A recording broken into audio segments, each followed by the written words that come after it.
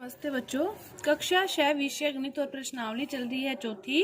4.4 में अपने त्रिभुज के बारे में जाना कि त्रिभुज किसे कहते हैं, भुजाएं, कोण कितने होते हैं। इसी प्रकार 4.5 अपना है चतुर्भुज के बारे में। 4.5 में आपको चतुर्भुज के बारे में बताया गया है कि चार भुजाओं से घिरी बंद आकृति को क्या कहते हैं, चतुर्भुज कहते हैं। चार भुजाओं से घिरी बंद आकृति को चतुर्भुज कहते हैं। तो ये शीर्ष हो गए इसके। त्रिभुज के कितने होते थे, 3 होते थे, तो चतुर्भुज के कितने हो गए, 4 शीर्ष हो गए। ये क्या है, शीर्ष है। A B, B C, C D, D A, ये त्रिभुज की भी रेखाएं थी और चतुर्भुज की भी ये क्या है, भुजाएं थी और इसकी भी क्या है, ये भुजाएं हैं। A B C, C D, ये क्या है, चतुर्भुज की भुजाएं हैं। इसके बाद त्रिभुज के कोण थे, तो इसके भी कोण हैं। तो कोण ए, कोण बी, कोण सी, कोण डी, ये क्या है, चतुर्भुज के कोण है। और त्रिभुज के तीनों कोणों का योग कितना था, 180, और चतुर्भुज के चारों कोणों का योग कितना है, 360 है। इसके बाद जो इसमें नई बात है वो आप देखोगे कि ये आमने सामने की भुजाओं को क्या कहते हैं, सम्मुख भुजाएं कहते हैं। कि जो ए बी है और डी सी है, ये दोनों आपस में क्या कहलाएगी, सम्मुख भुजाएं। सम्मुख भुजाएं, आमने सामने की भुजाओं को क्या कहते हैं, सम्मुख भुजाएं, सम्मुख भुजाओं का युग्म। इसी तरह एडी के सामने ये है, तो ये भी क्या है, सम्मुख भुजाएं। एडी और बी सी भी क्या कहलाएगी, सम्मुख भुजाएं ही कहलाएगी। और जो जुड़ी हुई है, मतलब ए बी और बी से बी सी, जिनका एक बिंदु या एक शीर्ष उभयनिष्ठ हो, तो ये वाली क्या कहलाती है, आसन भुजाएं। ए बी और बी सी, ये क्या है, आसन भुजाएं। आसन भुजाएं, आसन भुजाओं का युग्म या आसन भुजाएं कहते हैं। उसी तरह ही जैसे सम्मुख भुजाएं और आसन भुजाएं हैं, उसी तरह सम्मुख कोण और आसन कोण भी हैं। कोण ए और कोण सी आमने सामने है ना, तो ये वाले कोण क्या कहलाते हैं, सम्मुख कोण कहलाते हैं। कि कोण ए और कोण सी क्या कहलाते हैं, सम्मुख कोण। क्योंकि ये क्या है, आमने सामने हैं, तो ये क्या कहलाते हैं, सम्मुख कोण कहलाते हैं।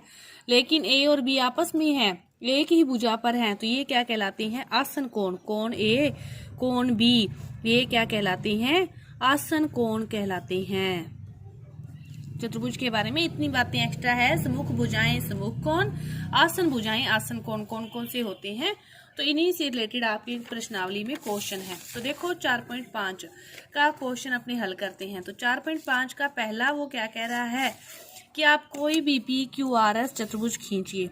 तो अपने क्या करते हैं, एक चतुर्भुज का निर्माण करते हैं पी क्यू आर एस का। चार भुजाओं से घिरी बंद आकृति क्या कहलाती है, चतुर्भुज कहलाती है। इस प्रकार आप कोई भी चतुर्भुज का निर्माण कर सकते हो। यहाँ से मिला लोगे, इसी तरह इधर मिलाओगे। तो ये क्या है, पी क्यू आर एस आपका कोई भी चतुर्भुज है, पी क्यू आर एस। इसके बाद वो कह रहा है इसके विकिरण भी खींचो। तो विकिरण क्या होते हैं, दो शीर्षों को मिलाने वाला रेखाखंड, उसके अंदर स्थित रेखाखंड। ये आमने सामने के दो शीर्षों को अपने मिलाते हैं, तो उसके अंदर जो रेखाखंड बनता है वो क्या कहलाता है, विकिरण कहलाता है। फिर वो कह रहा है कि विकिरणों के नाम लिखो। तो पी आर क्यू एस, इनको मिलाया ना, तो पी आर एक विकिरण है, दूसरा विकिरण क्या है, क्यू एस है। इसके बाद देखो अगला क्वेश्चन, वो क्या कह रहा है, आप इसमें भी आपको कह रहा है कि आप एक के एल एम एन एक चतुर्भुज का निर्माण करो। क्या करो, आप के एल एम एन एक चतुर्भुज का निर्माण करो। तो यहाँ पे आप एक चतुर्भुज का निर्माण कर लो, के एल एम एन का निर्माण किया। यहाँ से इसी तरह ऊपर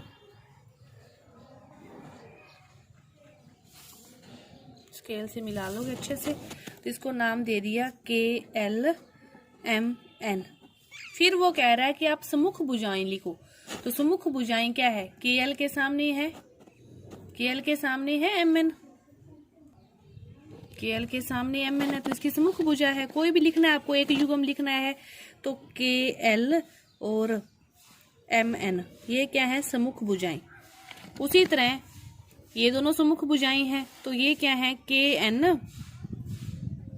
और एम एल, ये भी क्या है, दोनों क्या है, सम्मुख भुजाएं हैं, सम्मुख भुजाएं। फिर वो कह रहा है सम्मुख कोण, आमने सामने के कोण, ये क्या है, सम्मुख कोण। कोण एन, कोण एल, कोण एन कोण L और कोण K कोण M, कोण K कोण M, ये क्या है? सम्मुख कोण, सम्मुख कोण। फिर आपसे आसन भुजाएं और आसन कोण पूछा है, तो आसन कोण कौन कौन से? कोई भी हो सकते हैं, कोण KL, कोण LM, तो कोण K और कोण L, कोण L और कोण M, ये सारे क्या हैं? आसन कोण है। इसी प्रकार आसन भुजाएं पूछा है तो आप किसी भी युग्म लिख सकते हो कि KL M के, कि जो KL है LM के क्या है? आसन है। LM MN के, कि जो LM है वो MN के क्या है? आसन है। मतलब जो जुड़े हुए हैं वो आसन है और जो सामने है वो क्या है? सम्मुख है। तो इस प्रकार आपकी ये 4.5 प्रश्नावली के 2 क्वेश्चन थे पूरे हुए। धन्यवाद।